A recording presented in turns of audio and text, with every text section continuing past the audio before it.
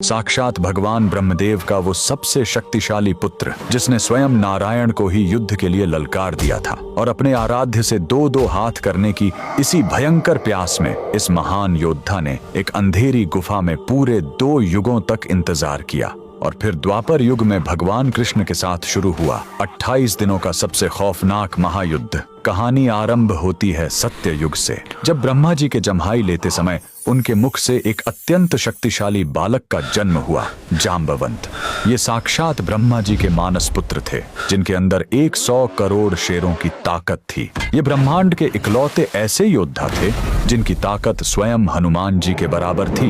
इनकी असीम शक्ति का अंदाजा इसी बात से लगाया जा सकता है कि जब वामन अवतार में भगवान ने अपने 3 कदमों में पूरा ब्रह्मांड नाप दिया था, तब जाम्बवंत जी ने अपनी जवानी के जोश में उस विशाल काय वामन भगवान की 21 बार परिक्रमा कर ली थी। फिर आया त्रेता युग। जाम्बवंत जी ने भगवान राम की सेना का साथ दिया। पूरे रामायण काल में साक्षात नारायण के अलावा कोई ऐसा पात्र नहीं था जो जाम्बवंत जी से युद्ध लड़ सके। ये वही थे जिन्होंने हनुमान जी का मार्गदर्शन किया और उन्हें उनकी भूली हुई शक्तियों की याद दिलाई। लंका विजय के बाद जाम्बवंत जी ने अपने आराध्य श्री राम को ही युद्ध के लिए चुनौती दे दी। भगवान राम मर्यादा पुरुषोत्तम थे, इसलिए उन्होंने मुस्कुराकर कहा, इस युग में नहीं ऋक्षराज, जब मैं द्वापर युग में कृष्ण बनकर आऊंगा तब तुम्हारी ये युद्ध की इच्छा जरूर पूरी करूंगा।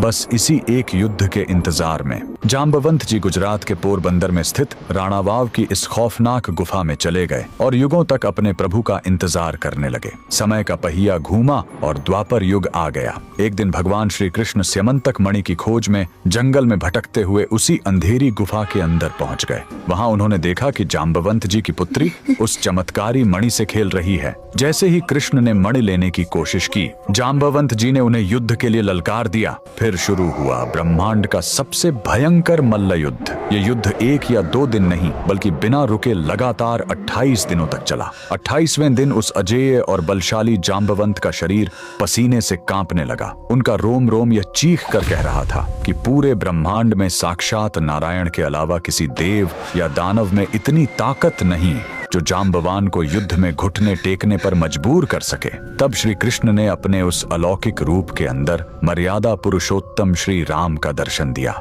जाम्बवंत जी की युगों की इच्छा पूरी हो गई। वो रोते हुए अपने प्रभु के चरणों में गिर पड़े, उनसे माफी मांगी और अपनी पुत्री का विवाह भगवान श्री कृष्ण से करवा दिया। गुजरात के पोरबंदर की जाम्बुवंत गुफा आज भी इस महायुद्ध का जीता जागता प्रमाण है। अगर आप भी भगवान राम और कृष्ण की इस अद्भुत लीला को मानते हैं तो कमेंट में जय श्री राम जरूर लिखें।